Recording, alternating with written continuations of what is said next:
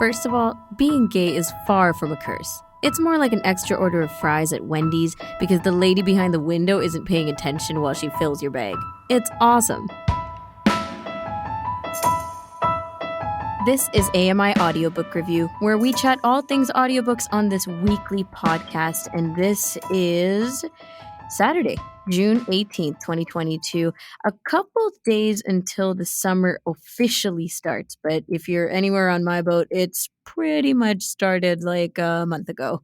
So we checked off the show starting with this quote by Jeffrey Self from Drag Teen. And we're celebrating Pride Month throughout June with these featured quotes featuring people from the community, stories from the community, and authors and narrators in the LGBTQ plus community as well. I thought it was such a smile-finding phrase.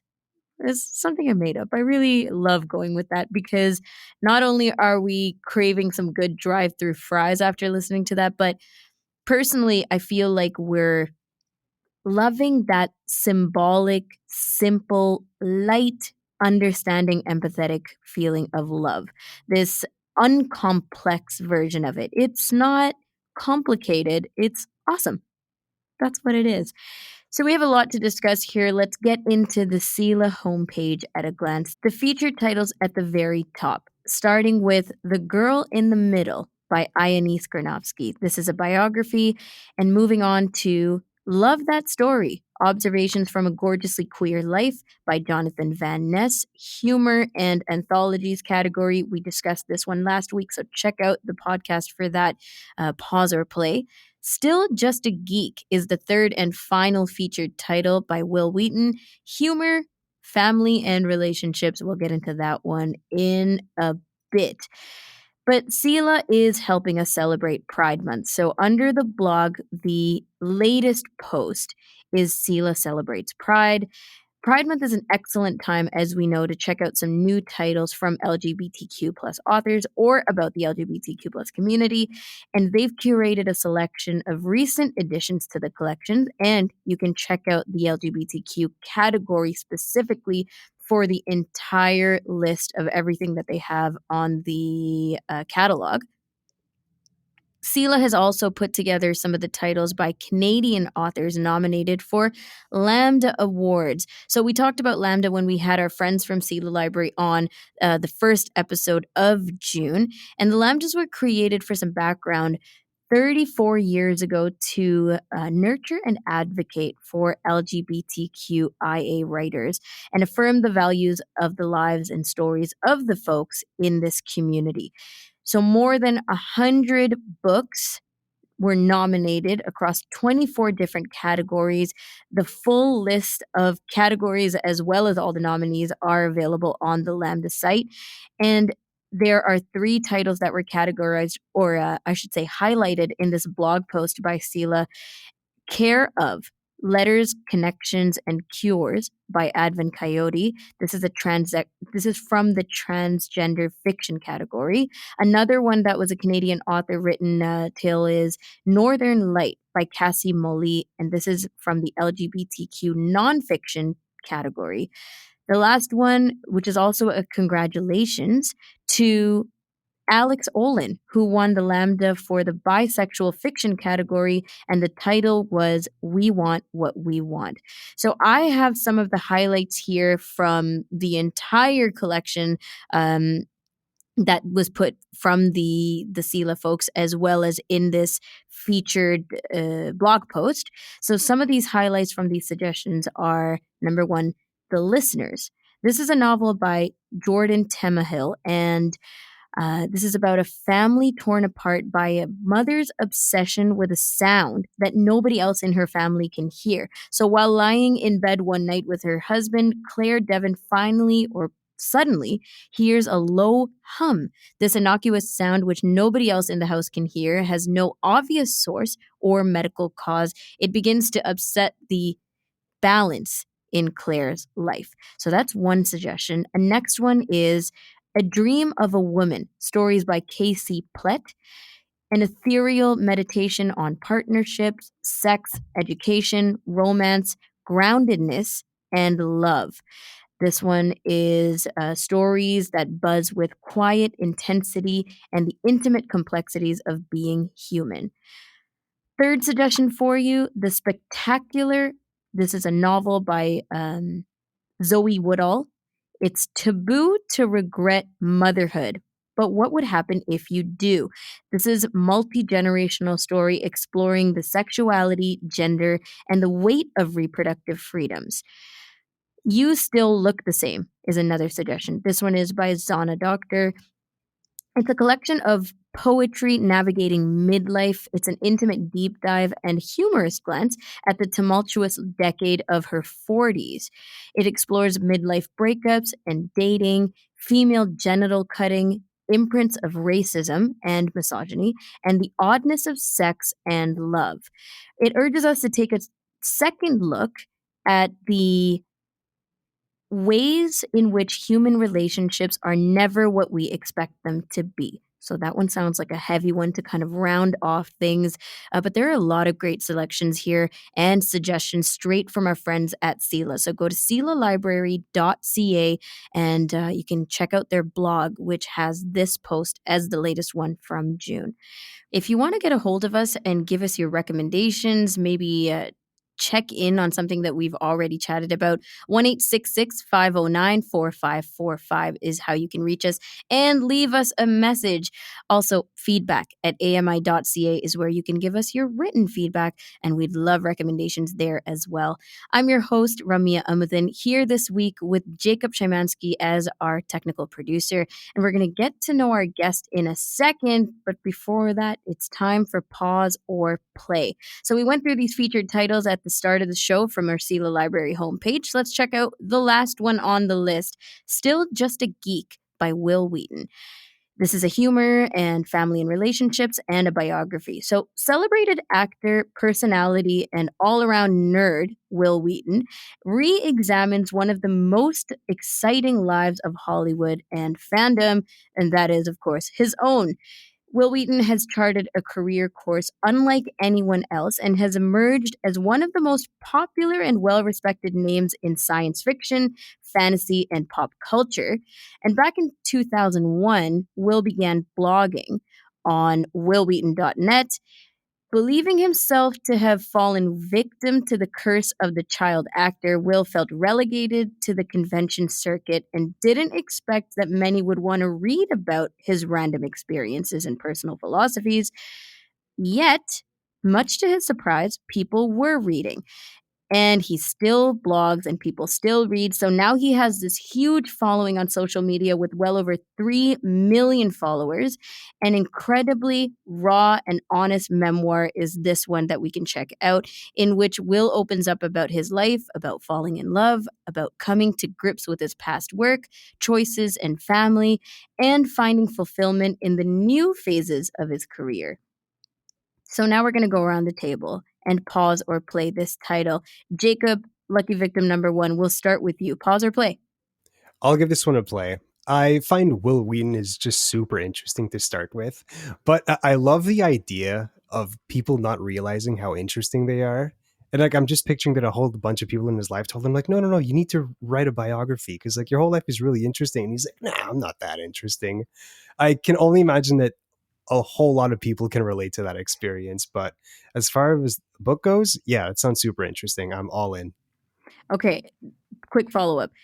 Is it ever too early to write a biography? You know, if he was like 12 or 18 and people were like, you need to do this. No, your blog posts are awesome. Like, deep dive into it. Too early? That's a really, really good point. How old is he now, you know? Dude, I have no idea. 50s? Maybe? I'm totally guessing. Yeah, that's a good point. I mean, you have to write your biography eventually. He's 49. Right? 49. 49. Thank you. Okay, perfect. Yeah, so 49, good age. And this is a rewrite, by the way. This is a revamp to his Just a Geek, which was the original publishing, and now it's still Just a Geek. Second edition. I feel like part of what makes him really interesting is the whole child actor thing. And he's not going to be a child actor at 49, so no. He's at a good age to write a biography in his case. So yeah, 100%. That's a play for me. Okay, sounds good. Moving over to Sehdeen, who so quickly was able to Google the 49-year-old Wil Wheaton. Pause or play? I would play just because I'm nosy and I like reading about people's life.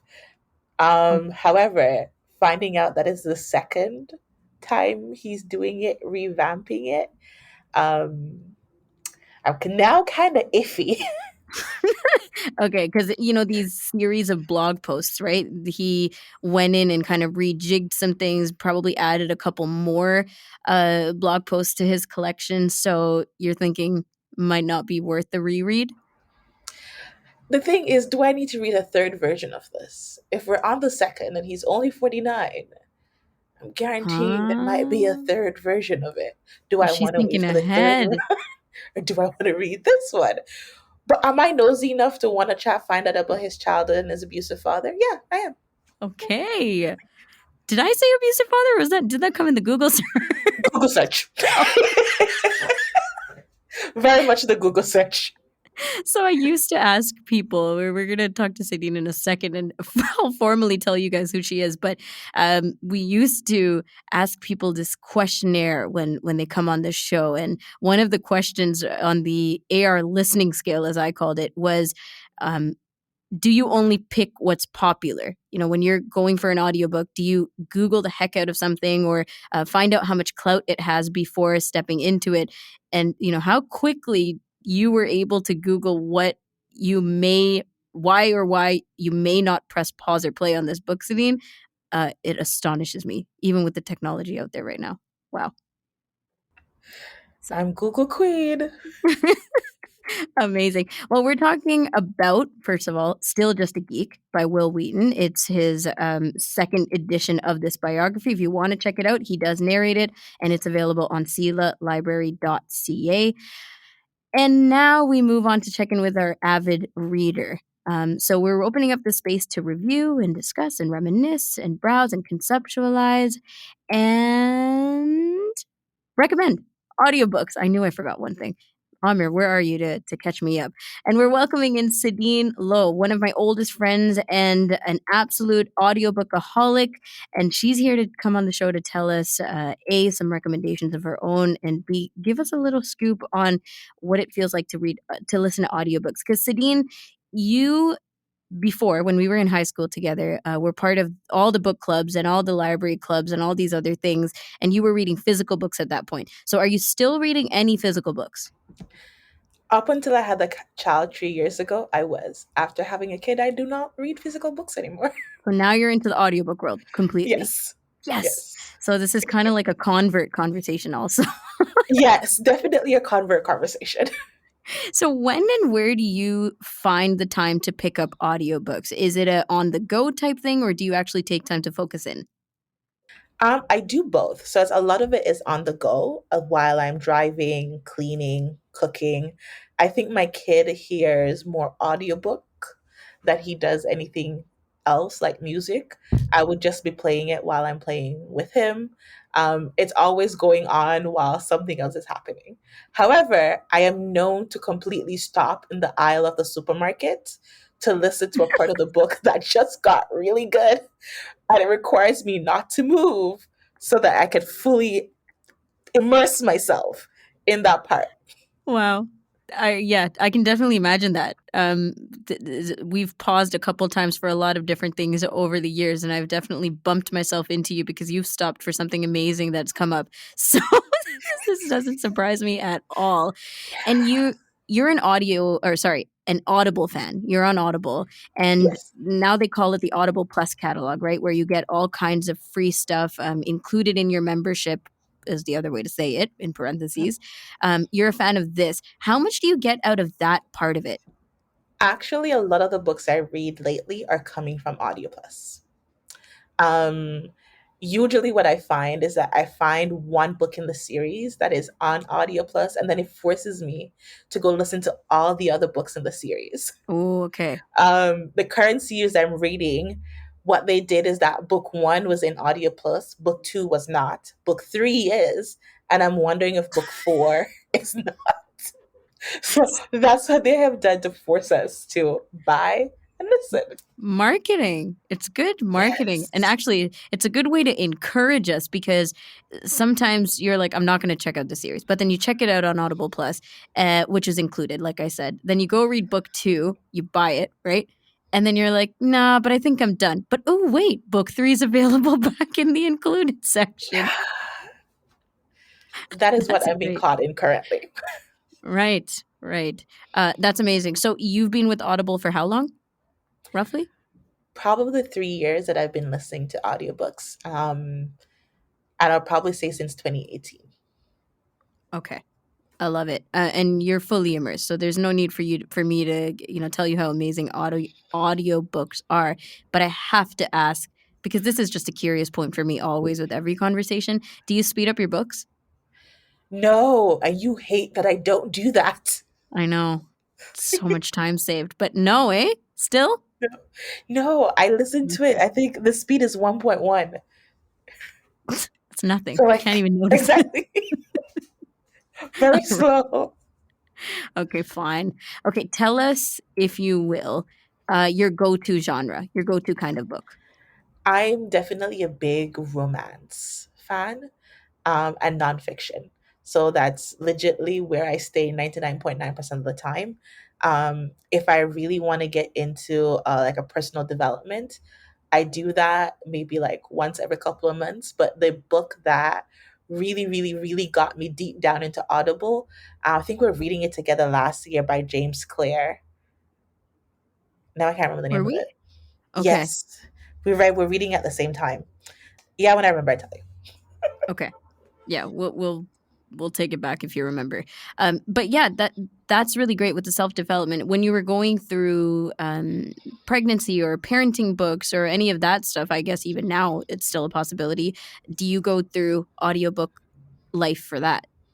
Yes, I do. If anybody knows what having a kid, my kid is 3 years old, is like, is that you don't have a moment to sit down by yourself and actually read a book.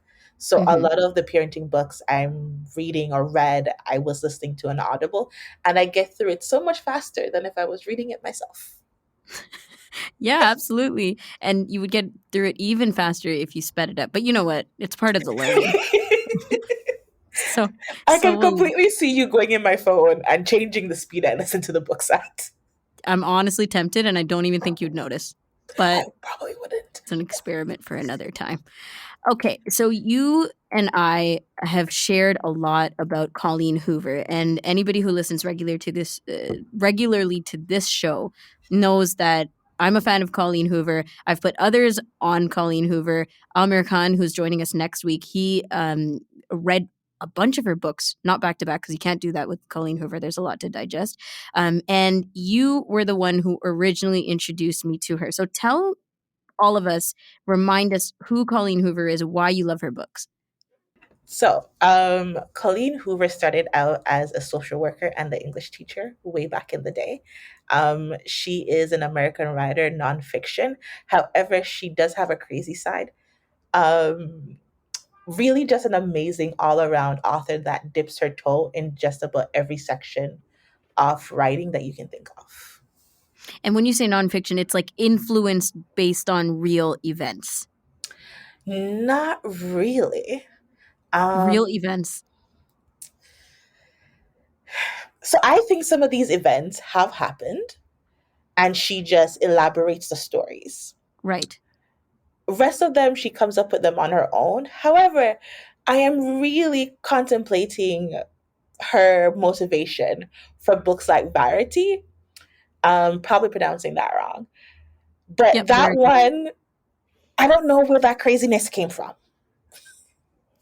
And it's because like when we say it's really out there stuff, number one, she touches on a lot of very serious subject matter, right? Like Yeah.